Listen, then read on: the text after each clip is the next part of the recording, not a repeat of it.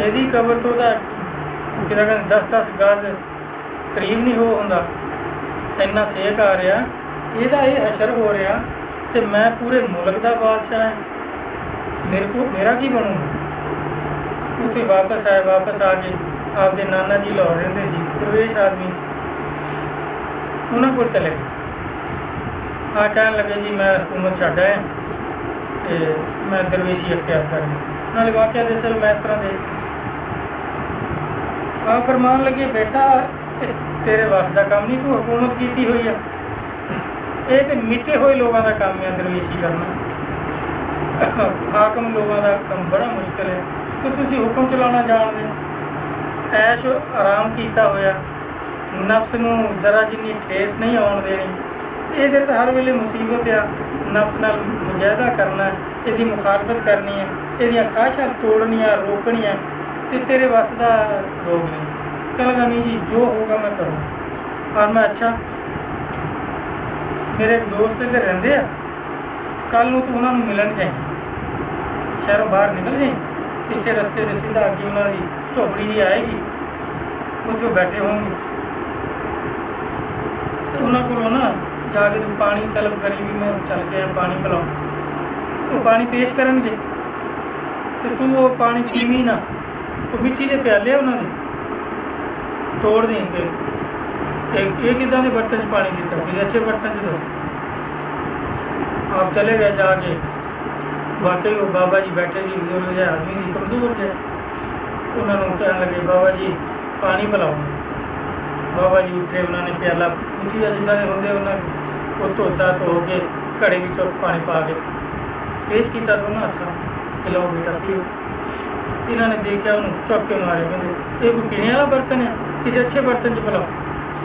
ਉਹਨਾਂ ਨੇ ਹੋਰ ਪਿਆਲਾ ਚੁੱਕਿਆ, ਉਹਨੂੰ ਸਾਫ਼ ਕੀਤਾ, ਧੋਤਾ, ਸਵਾਰ ਕੇ ਪੇਸ਼ ਕੀਤਾ, ਫਿਰ ਤੋੜ ਦਿੱਤਾ। 3-4 ਪਿਆਲੇ ਸੀ, ਉਹ ਤੋੜ ਦਿੱਤੇ।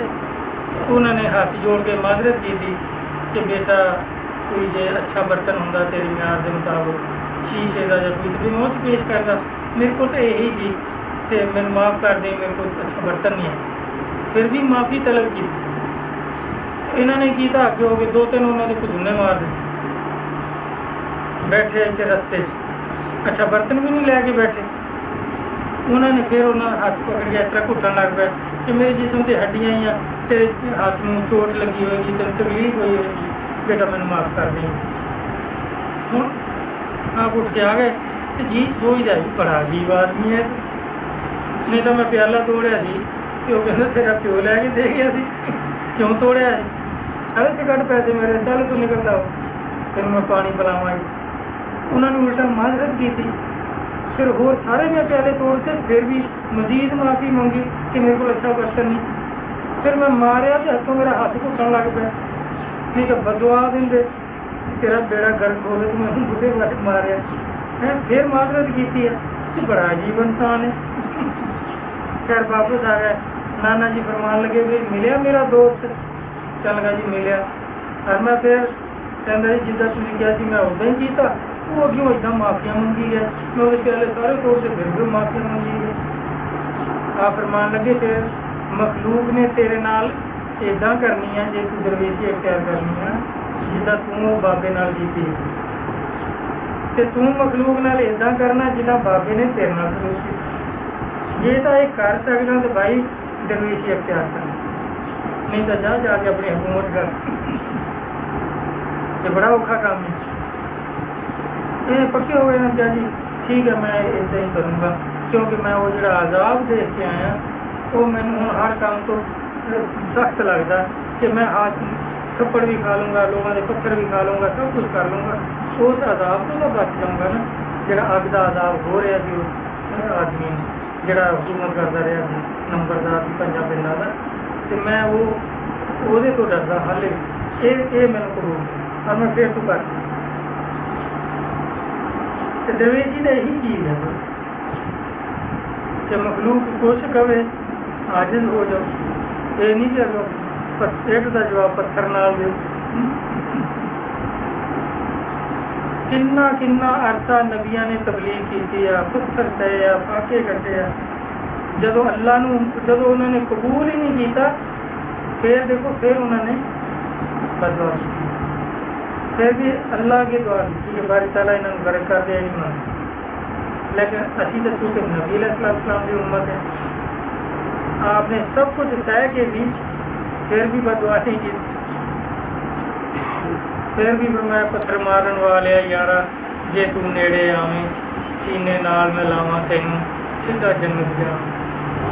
वो पत्थर मारे आप जन्नत का सोच रहे हैं कि इनू जनती किवें करना। हुण चूँकि सरकार की उम्मत है तो भाई वो कुछ करांगे जो सरकार ने किया, तो फिर असीं नफ्स की मुखालफत की, शैतान की मुखालफत की, इंशाअल्लाह अल्लाह की मेहरबानी करके सरकार के सदके बगैर हिसाब बख्शे जाएंगे। रोज़ की उम्मत का हिसाब नहीं होना, उन्हों का ही होना जो कहते हैं भी जरूर होना, टक्कर लगना ही लगना।